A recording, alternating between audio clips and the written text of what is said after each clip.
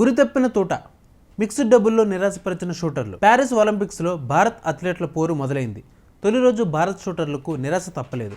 10 మీటర్ల air rifle mixed team విభాగంలో ఎలెవెనిల్ వలిరెవన్, సందీప్ సింగ్, రమిత్ అర్జున్ బబుతా జోడీలు ఫైనల్కు చేరుకోలేకపోయాయి. శనివారం జరిగిన షూటింగ్ క్వాలిఫికేషన్ రౌండ్లో రమితా అర్జున్ బబుతా జోడీ 628.7 స్కోరుతో 6వ స్థానంలో సరిపెట్టుకున్నారు. మరో జోడీ వలిరెవన్, సందీప్ సింగ్ 626.3 పాయింట్లతో 12వ స్థానానికి పరిమితమయ్యారు.